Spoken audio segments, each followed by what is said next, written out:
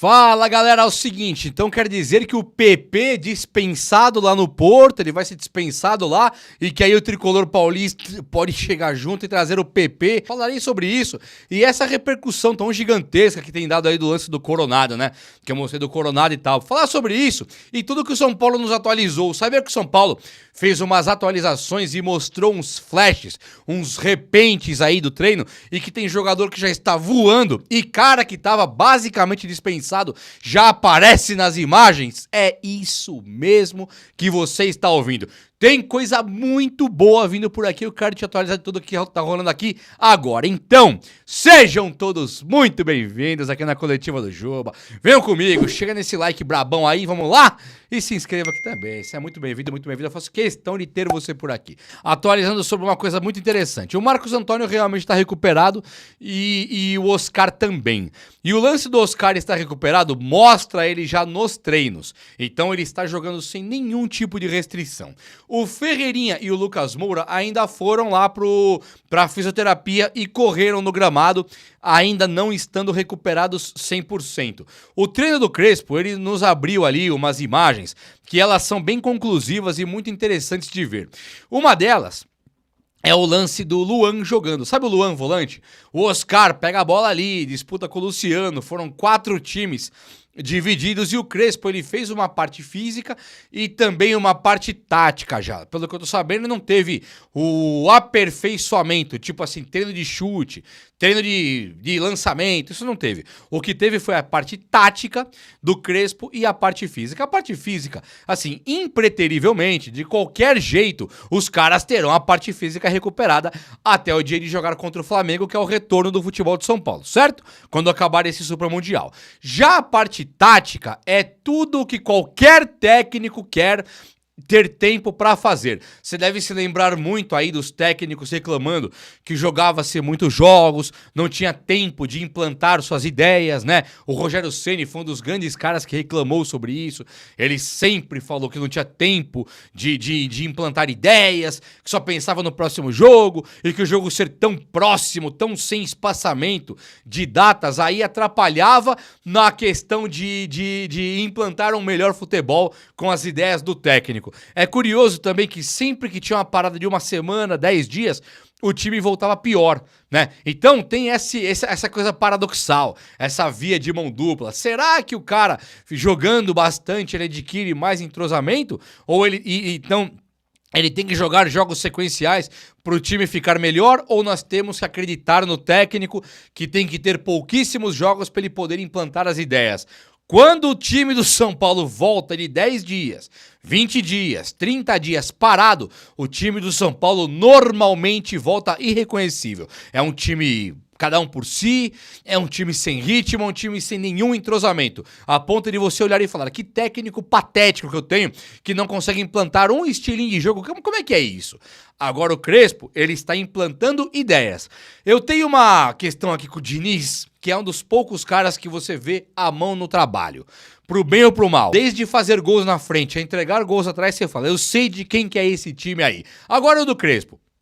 Características de muita entrega, marcação alta e homem a homem. Aquela marcação 1 contra 1.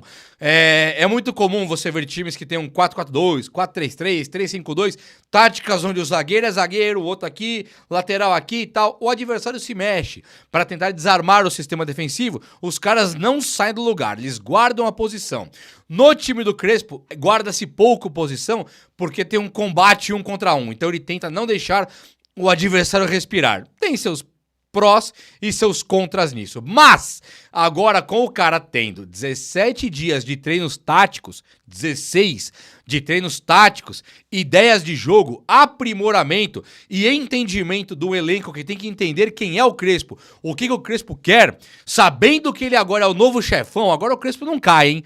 O Crespo fica no São Paulo até o fim do ano que vem, a menos que o São Paulo esteja, tipo assim, último colocado, penúltimo do Brasileirão, aí eu concordo que o Crespo caia. Agora, se o Crespo estiver eliminado de Libertadores agora na próxima fase, eliminado de Copa do Brasil e jogando o Brasileiro, ganha um jogo, perde um, ganha um, perde um, ele não cai.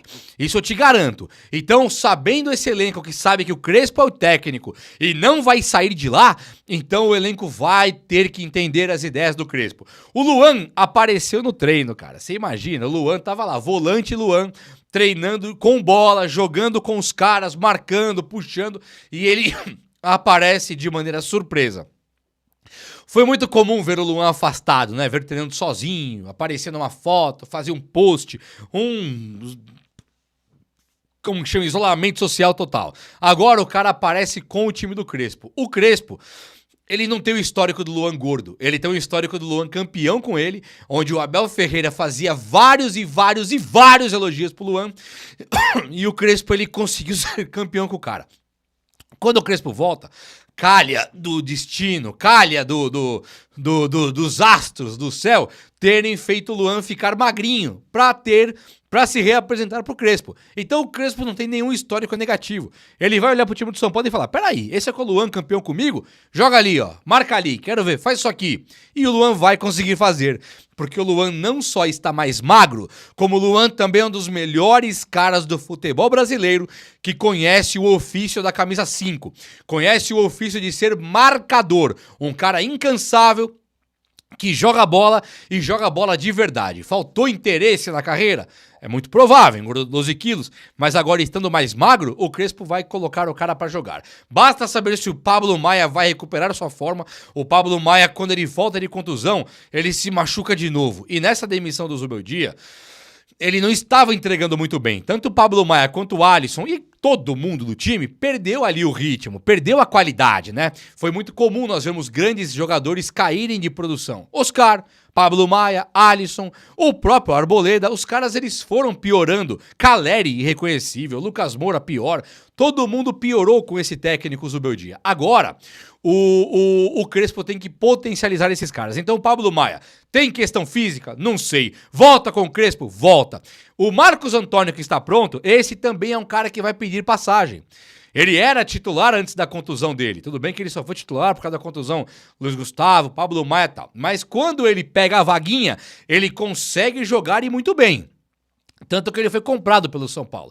Então agora o São Paulo conta com Luan, Marcos Antônio para reserva e Bobadilha também. Alisson e Pablo Maia, e lá para setembro o Luiz Gustavo, que acho que vai ser pouco útil. O São Paulo contando com 5 caras que, estando inteiros, acho que até estão um pouco à frente do Luiz Gustavo. Talvez não o Bobadilha, né? Empatado, o Bobadilha chuta bem lá na frente, mas o Luiz Gustavo também chuta, né? Ambos não parecem rápidos, então tem esses problemas aí. Gosto dos dois, hein? Mas acho que o São Paulo agora arrumou pra sempre a camisa 5 e a camisa 8. Primeiro volante, segundo volante, já era, está resolvido, não é verdade? O Luca é outro que no treino se destacou demais. O cara, ele domina a bola, tem um flash, um lance dele no treino, que ele, tipo assim, ele mal domina a bola chega nele, tá de costa, ele já domina de Zidane, domina puxando de carcanha, virando o corpo e correndo. Então esse Luca aí, ele é um cara que ele tá com uma parte física muito avantajada, um domínio de bola muito louco. O cara quando dribla muito, ou corre muito, ele tem 2 tipos de característica. A bola rápida lá pra frente, né, que ele joga a bola pra frente e aposta a corrida, que é o caso talvez do Lucas Ferreira, né, o David do São Paulo fazia isso, que agora tá no Vasco, jogou no Inter, o DVD. Ele batia pra frente e apostava a corrida. Isso é uma característica. O Ferreirinha, ele tem mais ou menos as 2 características. A bola cola no pé, mas pouco. Ele também joga pra frente e aposta a corrida. É da hora de ver. O Dagoberto, a bola colava no pé. Esse Luca, ele tá me lembrando do Dagoberto. Ele cola a bola no pé dele e ele vai driblando em alta velocidade com a bola coladinha no pé. Então assim, eu estou dizendo que um cara da base do São Paulo, que já está com o técnico Hernan Crespo, ele tem a característica do Dagoberto de jogar no futebol no São Paulo. Eu acho muito louco e ele também está com o Crespo ali, treinando e jogando como deveria ser. Aí fica top, hein? Caramba, cara, esse Luca aí com o Crespo, reserva do Ferreirinha, que estará pronto na retomada do futebol. O Lucas Ferreira e o Henrique Carmo com o Crespo, que estarão prontos aí pro Crespo pra jogar quando o Lucas Moura não estiver. Rian Francisco, que briga a posição assim de igual para igual com os centroavantes Dineno, Caleri, André Silva, e tendo o Oscar pra calibrar esse time, pra falar, vai agora você volta, agora para aqui, para colar e fazer esse time ser dirigido por ele, o time do São Paulo é monstruoso, hein? Eu estou muito empolgado, não tem posição que falta. Tá faltando a renovação do Alan Franco, né? Com o Tressor indo embora agora, principalmente falta a renovação do Alan Franco. Esse é o grande problema que o São Paulino tem enfrentado hoje. É a grande preocupação. Se der certo, renovar com o Alan Franco, tudo maravilhosamente bem. Aí o São Paulo tem Arboleda, Alan Franco, Ferrarese e Sabino na reserva e na direita tá faltando. O Mike se machucou, lateral direito o Mike se machucou, vai ficar mais ou menos aí um mesinho fora. E o problema é que agora era o momento dele jogar com o Hernan Crespo. Olha que azar que o cara deu. Mas assim, machucou um mês é melhor do que machucar um ano, né? Machucou um mês, uma pena, sinto muito, mas tem 20 anos. Vai jogar nesta temporada aqui ainda, vai voltar 2 semanas depois de voltar ao futebol e vai poder mostrar. O Crespo tá com um problema lá. Não é que o Mike se ferrou, o São Paulo se ferrou com o Mike se machucando. Então precisamos muito dele agora. O Ângelo vendido, tem 16 anos, não acho que tá pronto pro São Paulo. Acho que 16 anos do Ângelo, 20 do Mike. O que o Ângelo fez? Até agora nada. E o Mike? O Mike ganhou a Supercopa do Brasil, a Copa do Brasil Sub-20 e também ganhou a Copinha. Então o Mike pra mim tá muito mais pronto que o Ângelo. Lógico que tá. Até o Igor Felisberto, que joga sempre nas equipes de base da seleção brasileira. Então, Mike, volta logo aí, bro, porque nós que estamos precisando de você. Hoje, só temos Cédric Soares no elenco de São Paulo e aí complicou um pouquinho, né? Eu separei um tema aqui, que é o do Wendel. Além do Mike, Pepe e Coronado. O Wendel, ele tem a obrigação de jogar com o Hernan Crespo. Não ouvi no treino, mas o Wendel, ele não pode ficar na sombra do Enzo Dias, né? Primeiramente, o Enzo Dias jogou onde? Quem que era o Enzo Dias antes do River Plate? Eu não sei, você sabe? Não tava em lugar nenhum. E ele é banco do River Plate. Chegou no São Paulo, ele demonstrou uma certa segurança pra jogar, né? Uma certa tranquilidade. Mas muito longe de ser um cara brilhante, né? Nossa, tá brilhante. Jogos muito bons. Jogos bons, jogos normais, não teve nada demais. Nossa, que jogador usado. Não.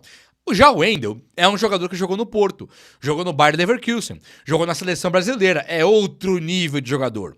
O Bayer da Alemanha, o Porto de Portugal, seleção brasileira, e aí o São Paulo tá pagando uma grana por ele. Esse é o primeiro ponto. O segundo ponto, e que pra mim é mais importante ainda, é que ele é nosso. O Wendel é nosso, o Enzo Dias não. Então o Wendel tem que jogar. E não é carteirando, não é passando por cima de nome, teu nome eu vou jogar. Não. Ele tem a obrigação de provar agora. Tem que estar correndo o relógio, Wendel. É pra jogar imediatamente. Esse rapaz, o Coronado do Corinthians, já mostrei a matéria ontem, não vou mostrar de novo aqui, mas pra quem não viu, saiu na Fox publicando embaixo da matéria da Gazeta. O Coronado tá em processo de rescisão com o Corinthians. Rescisão contratual. Quando eu falei do Coronado, eu já falei isso uma, já falei duas, falei a terceira. O salário do Coronado no Corinthians é uma coisa. Se rescindir o contrato, ele não ganha nada. Ouviram? Ele não ganha nada. Rescindiu o contrato. Como assim? Salário. Ele não vai ganhar mais salário. Então você fala, mas peraí, o Coronado ganha 1,5 milhão por mês. 1 milhão e 700, 2 milhões. No Corinthians, enquanto ele tem contrato. E se ele rescindir? Nada. Ele pode ir pro Criciúma pra ganhar 50 mil reais por mês. Pode acontecer. Aconteceu isso com o Éder, não foi isso? No São Paulo ganhava 700, foi pro Criciúma pra ganhar 70. 10%, não foi isso? Então, não aconteceu uma coisa com o Cavani do Boca Juniors saindo do Manchester, do Paris Saint-Germain, não lembro de... Manchester, ganhava 3 milhões. Tá no Boca, que tem menos grana que o São Paulo. Então, quando você pensa no cara que ganha uma fortuna... Ó o Oscar aí. O Oscar ganhava 10 milhões por mês. 10. Rescindiu com a China, acabou o contrato, veio pro São Paulo ganhar 2. Então, quando pensaram no Coronado, como assim o Coronado ganhou 1,5 milhão? Não. Ele ganha do Corinthians com o contrato que ele tem lá.